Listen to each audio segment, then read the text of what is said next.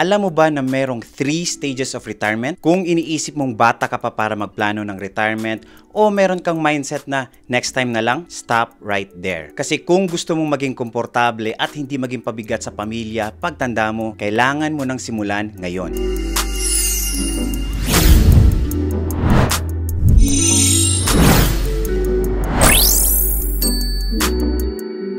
Hi everyone! Welcome back to my channel. Today, we are diving into a very important topic, the 3 stages of retirement and how you can prepare for each one. At meron din itong kasamang pre-retirement checklist para mag-guide ka. So watch until the end.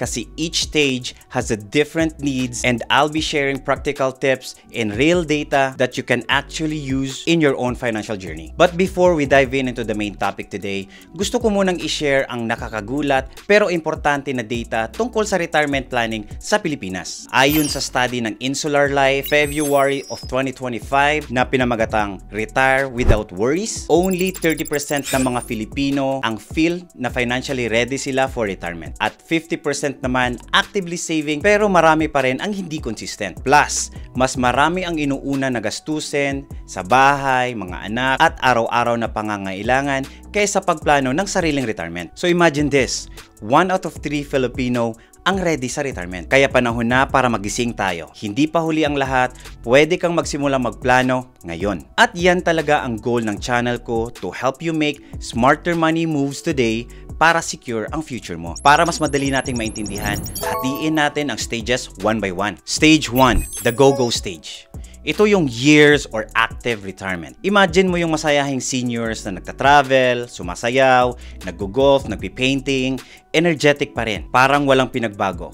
Yan ang go-go stage. Ito yung pinaka-enjoy sa parte ng retirement. Kasi kaka-resign mo lang, malakas ka pa, at excited kang sulitin ang freedom mo na wala ka ng work. Pwede ka nang bumiyahe, mag-road trip, mag-aral ng mga bagong hobby, o mag-part-time kung gusto mong maging productive. Ito ang mga goals sa stage na to. Travel at leisure. Kung may bucket list ka, ngayon mo na pwedeng simulan. Hobbies and passions. Painting, gardening, dancing, baking, kung saan ka masaya. Tapos, optional part-time work, not because you need to, but because you want to. More time with loved ones. Ito na yung part ng quality time with your spouse, grandkids, or lifelong friends. Dapat may passive income ka na dito. Hindi ito yung panahon para umasa sa anak mo. Dapat meron ka ng sariling kita kahit retired ka na. Pwedeng galing sa mga SSS pensions or GSIS kasi may monthly fixed income. ETFs naman na mas diversified ang investment para sa mga medium terms na merong bonds and cash equivalents na mga asset for stability. And dividend-paying stocks. Dagdag kita quarterly or yearly. Kahit malakas ka pa, huwag kalimutang i-prioritize ang kalusugan mo. Kasi ito yung stage na pang-maintenance. Mas aalagaan mo ang sarili mo ngayon para mas humaba ang go-go stage mo. Kung gusto mo ng retirement na merong freedom and fun, kayang-kaya yan basta nakaplano at napaghandaan. Stage 2, the slow-go years or the mid-retirement. Picture this. Seniors enjoying quiet mornings with coffee, naglalakad sa garden, nagbabasa ng libro, at bonding with their apo and family. Simpler days, pero deeper moments. Sa stage na to, medyo bumabagal na ang kilos na hindi na kasing active ng dati. Pero hindi ibig sabihin, tapos na ang saya. You still enjoy life but this time, mas relax, mas tahimik. Ang goals naman sa stage na to, more family time, mas madalas magbanding sa mga grandkids and children, simpler joys. Gardening, reading, TV marathons, or small weekend travels. Peace of mind.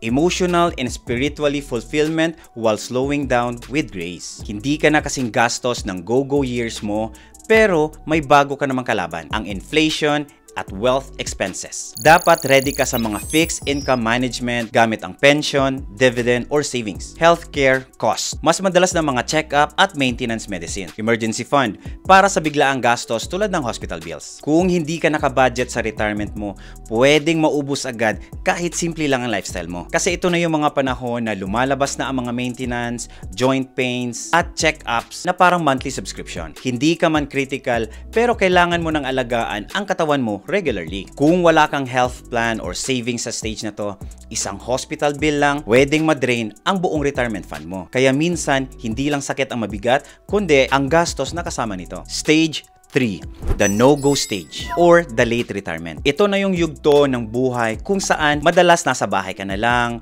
or may kasamang caregiver. Hindi ka na gaanong nakakagalaw, hindi ka na rin masyadong lumalabas. Ang goal mo naman this stage ay peace of mind para sa sarili mo at sa pamilya mo, dignity and comfort, hindi alagain pero hindi rin pabigat. Legacy. Ito na yung estate planning para maayos mong mapamana ang iyong mga assets and properties. And for this part, please ask a professional po about this matter. Ito na kasi ang pinaka-critical na stage pagdating sa pera. Dahil ito na ang panahon na pinakamalaki ang gastos at minsan wala nang pumapasok na pera. Dapat handa ka na sa mga long-term care or assisted living home, may kasamang caregivers or nursing facilities, estate planning, last will and testament, asset distribution, and legacy wishes, ongoing medical costs, na daily medicine, therapy, or specialized care. Hindi na ito ang panahon para magsimula ka magplano. Dapat handa ka na bago pa ito dumating. Sa stage na to, hindi lang maintenance medicine ang usapan. Minsan, full-time care na talaga ang kailangan. Kapag maayos ang healthcare mo, mas mapayapa ang isip mo at loob mo. Hindi natin alam kung kailan darating ang no-go stage. Pero kung handa ka, hindi mo na kailangan matakot. Mas nakakatakot ang hindi paghahanda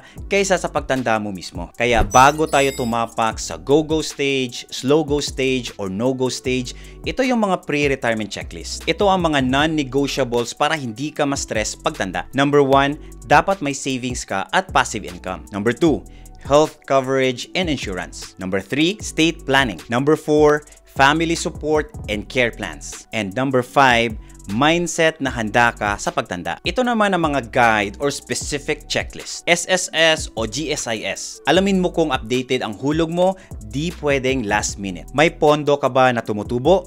ETFs, bonds, or cash equivalents. Debt-free.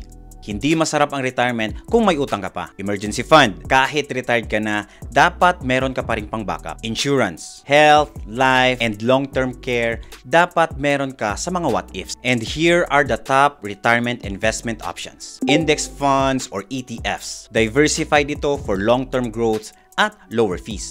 REITs or Real Estate Investment Trust. Parang parenta pero hindi mo na kailangan ng actual property. Pag-ibig MP2. This is backed by government, tax-free, and low risk. Bonds. Ang bonds naman, mas stable, fixed income, perfect ito sa later stages ng retirement. Cash equivalents. Ito yung mga easy access tulad ng savings account, time deposit, at money market fund para sa mabilisang panggastos at emergency. Dito naman na part, kailangan mo na i-adjust ang investment asset allocation mo. Slowly away ka na sa mga equities and more on bonds and cash equivalents to protect your capital. Kung wala ka pa sa checklist na to, don't panic. Pero huwag mo rin ipagpabukas. Today is the best day to start. Kasi ang tunay na retirement, hindi lang tungkol sa edad. Yan ay tungkol sa preparedness. Kasi habang tumatanda tayo, dapat ang pera natin ang nagtatrabaho para sa atin. Dahil darating ang panahon na hindi na natin kaya magtrabaho and that's the reality. Ang goal natin dito is to have passive income, kumikita ang pera kahit natutulog ka. Kung isa ka namang OFW, planuhin mo na ang retirement habang nasa abroad ka pa. Kasi mas malaki ang kita, mas maraming pwedeng ipunin. Mag-allocate ng monthly savings para sa retirement fund. Hindi lang para sa pamilya, para din sa sarili mo. Isipin mo rin kung saan mo gustong mag-retire. Sa Pilipinas ba or sa abroad? Kailangan mong planuhin yan ngayon pa lang. Ito naman ang mga steps na dapat mo nang gawin ngayon. Number 1, review your current finances. Alamin mo kung nasaan ka na. May utang ka ba or may ipon? Number 2, set a retirement age goal. Anong taon mo ba gustong huminto sa pagtatrabaho? I-set mo na yan. Number 3, calculate your monthly retirement needs. Magkano ba ang kailangan mo every month para mabuhay ka ng comfortable sa retirement stage mo? Number 4, start investing now. Kahit maliit pa, ang mahalaga, nagsimula ka. Number 5, review regularly. Every month or every 6 months, i-check mo ang progress mo. Adjust kung kailangan. Hindi mo kasi kailangan maging milyonaryo agad. Ang kailangan mo ay disiplina at direction. Start today and your future self will thank you. Ang retirement planning ay hindi lang tungkol sa numbers, kundi tungkol ito sa peace of mind. Pero hindi madali kung ikaw lang mag-isa ang nagpaplano. Lalo na kung nasa abroad ka tulad dito sa Canada. Kaya kung nasa Canada ka at gusto mo ng gabay sa pagbuo ng retirement plan o anong investment ang bagay sa'yo with someone who understands your situation bilang isang Filipino sa ibang bansa, you can check my link in the description or in the comments below for one-on-one coaching. And remember, Go-go, slow-go, no-go stages, lahat ng yan, dapat handa ka. Kaya kung gusto mong maging worry-free ang future mo, start planning your retirement now. Hindi bukas, hindi next year, ngayon. If meron ka pong natutunan sa video na to, please don't forget to subscribe, like, share sa family and friends. And comment down below anong stage sa tingin mo ang pinaka-challenging at bakit. At syempre, subscribe ka na rin para sa ibang financial tips para sa Pinoy na kagaya mo. Salamat po sa panonood. See you in the next one.